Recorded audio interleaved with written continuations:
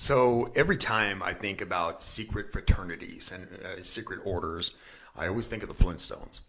Yep. With the big buffalo hats, The Loyola Order of the Buffaloes, I think. Is that what it was? Yeah. Yeah. But, I mean, there was a time when everybody and their brother belonged to a fraternity. I mean, and, those days are long since gone. According to my research, it's the whole thing blew up here in America after the Civil War and during the industrial age when, people were making money.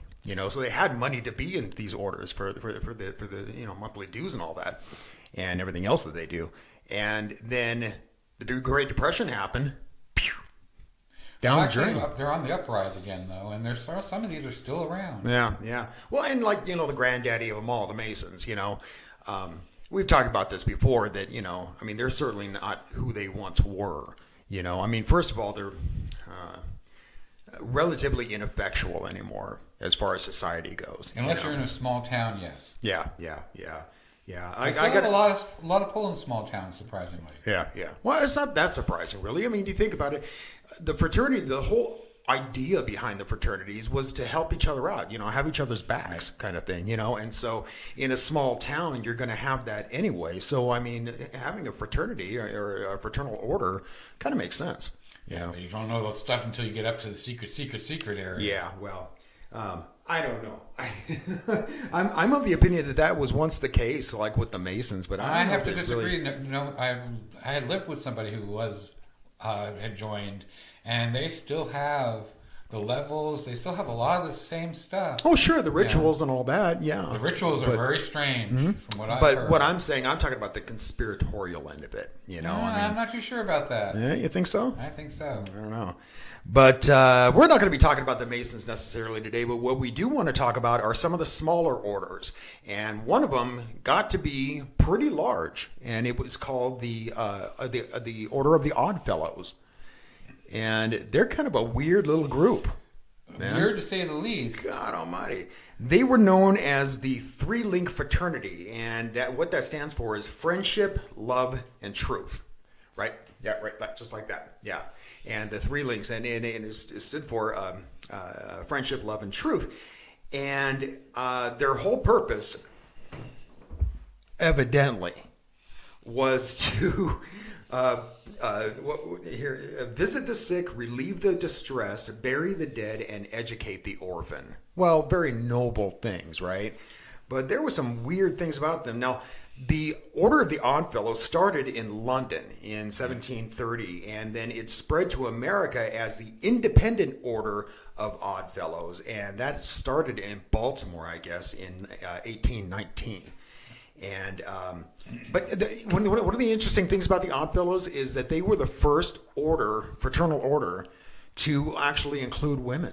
Right. Yeah. Right. The Rebeccas. Rebeccas. I was going to say Rochelle's. Rebeccas. Yeah.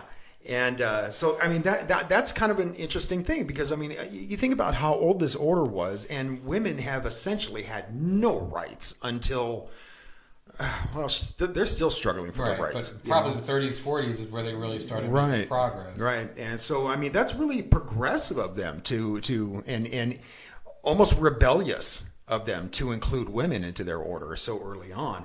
And, but yeah, so interesting. Now, here's the thing. Like I said,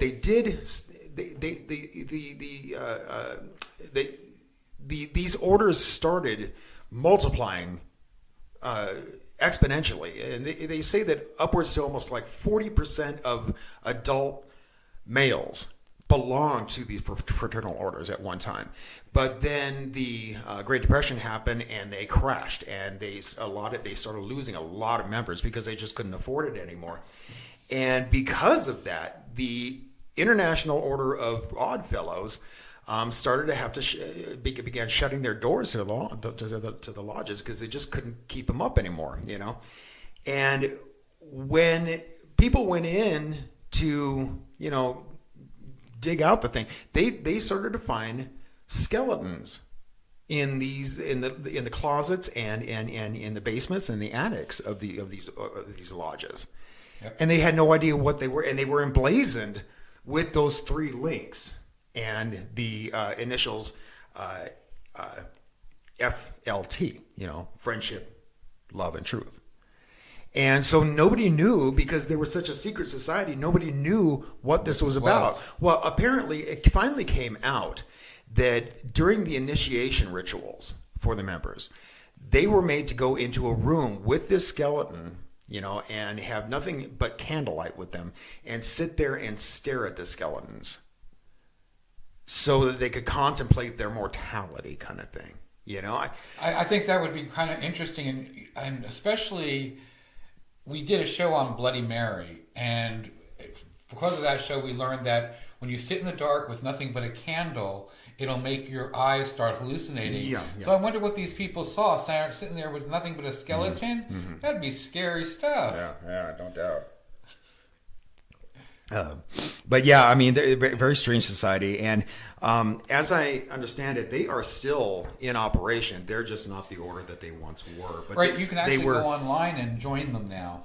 Via online? Buy online. It's $25 for a regular membership. Excuse me, £25 for a regular membership, or £35 for the one with extra content, which is about $32 to $45 for us. Okay, extra content. Yes.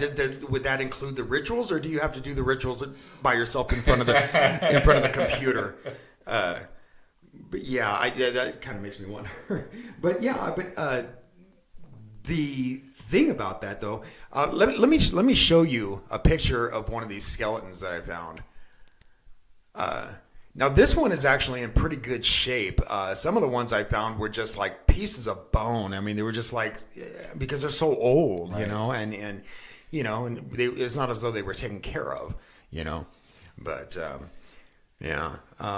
What I found was interesting too was that these people were finding these with no idea of where they came from. Mm-hmm. But when they put it all together, you bring it back to this, but there was still no recognition of how these skeletons got to be where they were. Yeah. So, some of these ended up in people's attics, in basements. Yeah. It's how do you not know you have a skeleton in your attic or your basement? Weird, man. But because they started to find all these skeletons, and then once it came out what they were used for, apparently people, it's not as though they wanted them in their house. Well, anyway, when George Romero was filming Dawn of the Dead, his makeup, what would you call him? Makeup special effects guy? Right. Yeah. Tom Savini. He found one and he rented it for the movie Dawn of the Dead. And here is a still from the movie. And if you see up there in the left-hand corner, that's one of the skeletons that they found. And he actually rented it. That's very crazy. Isn't that crazy? I remember this scene. This is when they're all in the basement of that apartment building. It's a creepy movie. Well, especially since you don't like zombies. Oh, yeah. I hate zombies. Yeah. Oh. What I thought was interesting, too, is some of the former members included Ulysses S. Grant, mm-hmm. Charles Lindbergh, and FDR. Yeah. So some names up there. Yeah.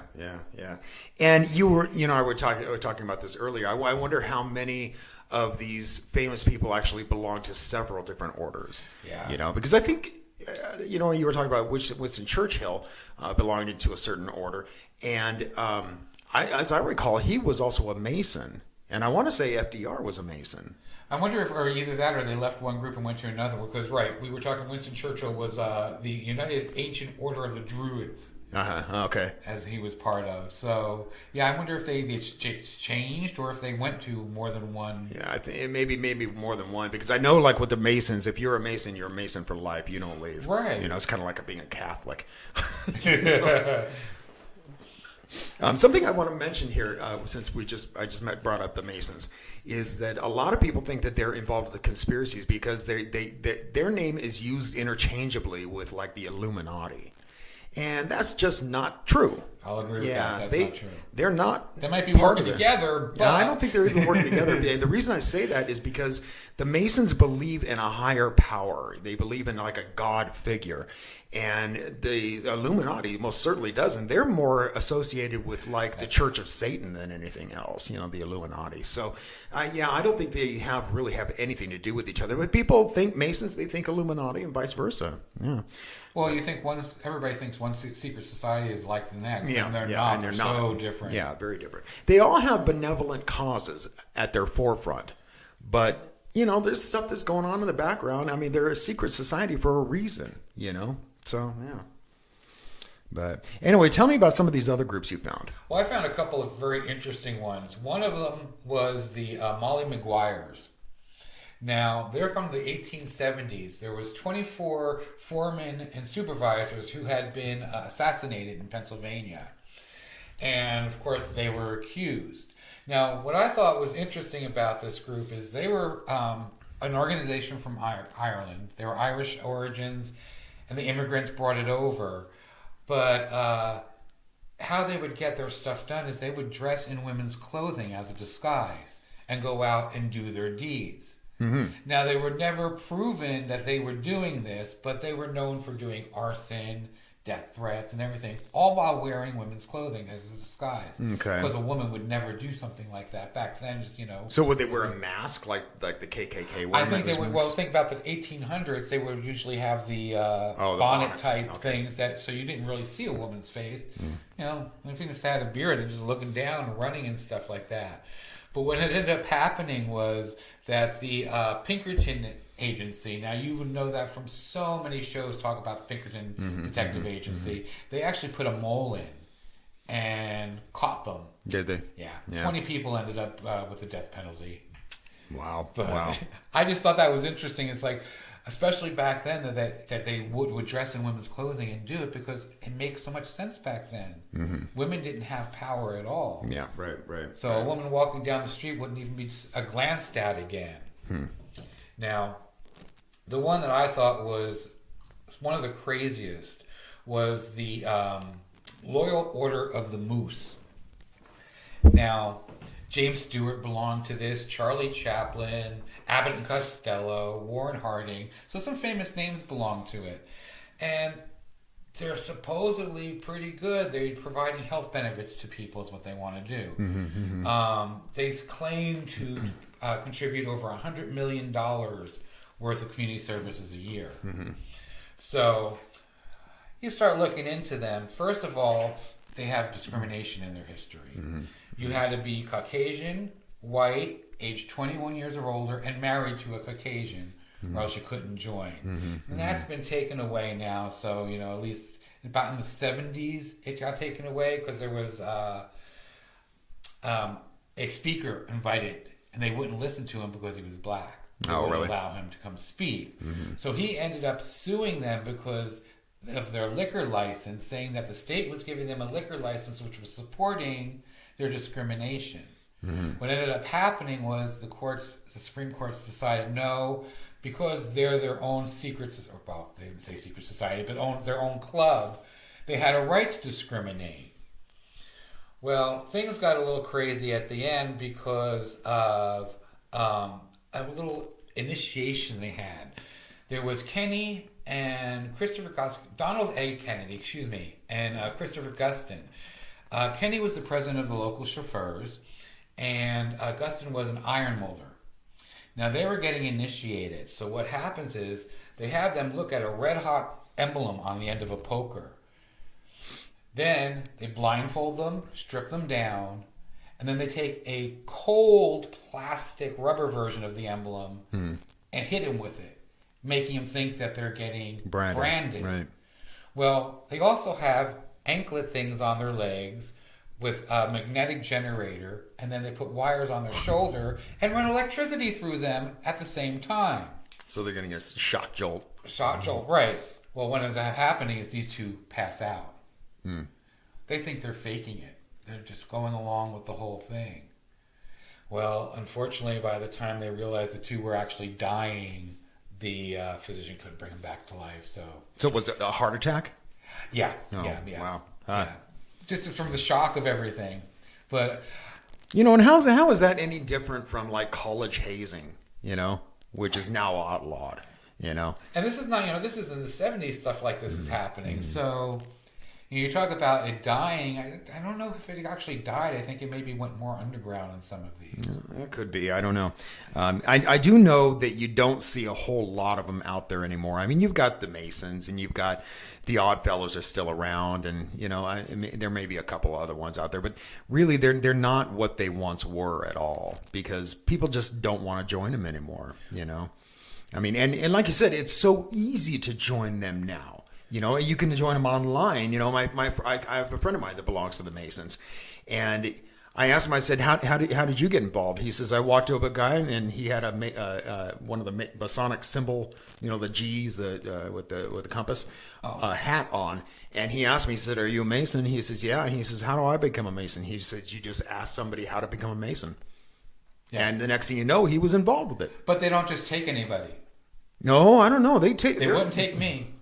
Well, no, because you're gay. Right. Yeah. That's what I'm saying. They won't just take anybody. Yeah. They do background checks and stuff like that. I wonder if that's going to be going away as well, because there was a time when the Masons were very strict about who they brought in. I mean, you could not be a Jew. You couldn't be black. You couldn't be a woman. I mean, it'll get there. Well, there was no black people in the one, or any African Americans, any other nationalities actually in the one that was by us. Oh, that may be the case, but that may be because of where you're at. But they do certainly allow blacks now, and women, and Jews. Well, yeah, the women they are the stars. They're called stars. Stars. I believe, yeah. Yeah. And so it's coming. I'll bet they'll eventually come around to allow homosexuals. Well, the women too are. They still won't allow you though. No. Understandably, no. But the women there too they play a very womanly role. They do a lot of the organization type stuff. They do a lot of the fundraising, like bake sales, right, kind of crap, that type of thing. Yeah. So they are very, very religious too. They still are. Some of the people I know that actually belong to the society are not believers in God.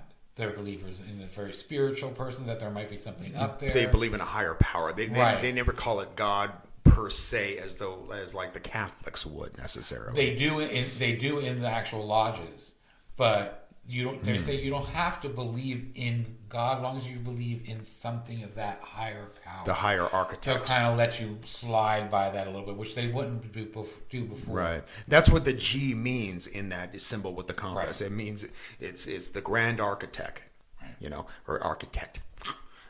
So yeah, and so you can call it God if you want, but they believe in a divine creator of some sort, So, but anyway, getting back to these other little orders. Oh, well, I have researched a bunch of little ones, and I just thought a lot of them were very interesting.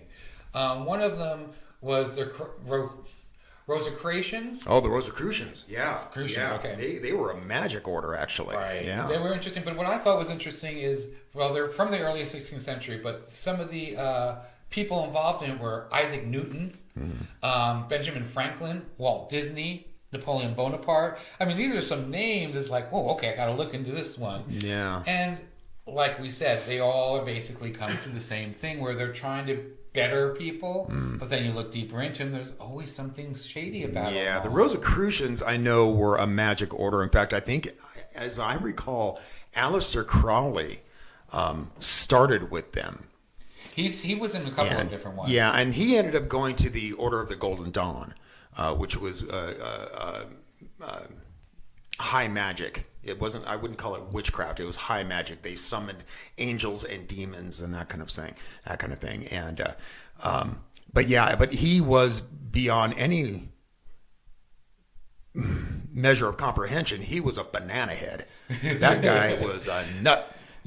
I mean, but anyway, yeah, he was very famous during that period because, I mean, everybody was into, this whole idea of magic and science, seances, and even then they're claiming they had some information from ancient times that was, worthy of hiding and being secret about. Yeah. what I thought is even members today, they're required to take online lessons and be part of an experiment. They want you to put an hour and a half away each week, so you can go online and take their lesson of the day. Okay. And then they're going to ask you to participate in an experiment. Now, what kind of experiments, I don't know. They don't really go into that. Now, these part. are the Rosicrucians? Yes. They're still around? Yes. I thought they were defunct by a long time. But if they're saying if you don't go do it, it's like reading how to play the piano and not play the piano. You're learning a theory, not a lesson. So you must read it and do their experiments. So this guy, the guy who headed it in 1950 was Spencer Lewis. He is totally into the paranormal and stuff like we were talking about, like Crowley and some of the other people. But what I thought was interesting, he also invented what would end up being the Geiger counter. Oh, is that right? For the Geiger counter.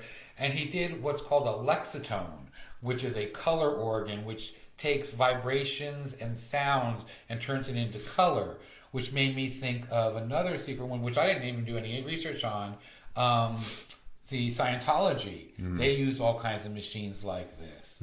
And they were derived from this originality. But he came out, and when he was going around and defrauding mediums at the time. Okay. So he became part of the what would end up being the New York Institute of Physical Research. And so he helped create that because of his paranormal belief and because of this society. Huh. So I thought that was interesting. Weird. You wonder where sometimes people come from and where something everybody knows about that. That's a major place now. And it comes from this little tiny fraternity that nobody's ever heard of. Well, I mean, think about what fraternities do for people in society. I mean, look at the Skull and Bones Society. I mean, both of the Bushes came from that. Right. I mean, and as well as so many political leaders and social leaders too, Right. I mean, and they all came out of this, and it's because of the fact that they get promoted because of this society. I mean, they're that's the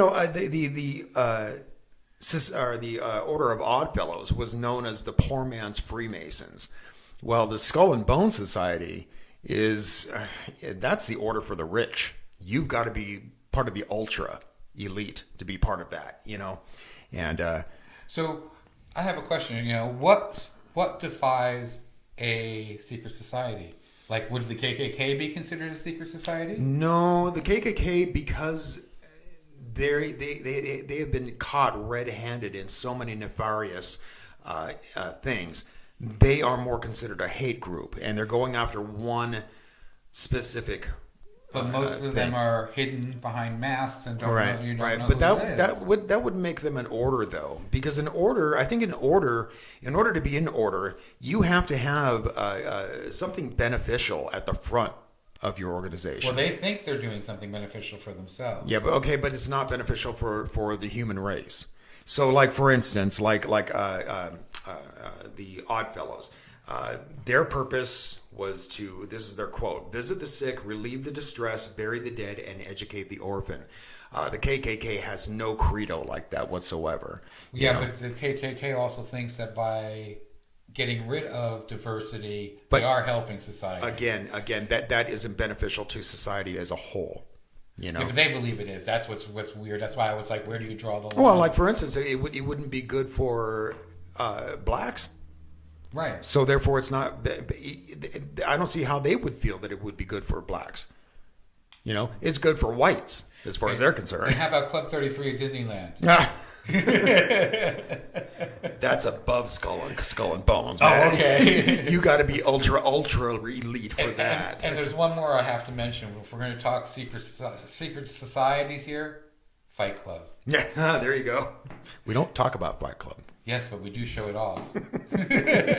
I'm a big Fight Club fan. I believe in the philosophy of Fight Club. I think the movie was really well done, showing of what a secret society could do in some aspects.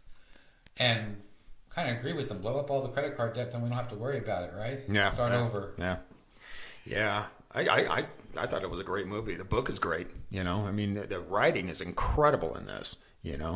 But we just watched something. It was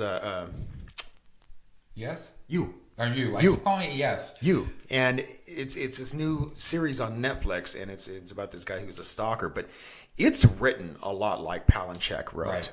Very much so. Fight Club. Yeah, it's pretty good. Yeah, we're about 3 episodes in now. Yeah. Interesting. So, anyway, what do you say we get out of here? Sounds good. All right, folks.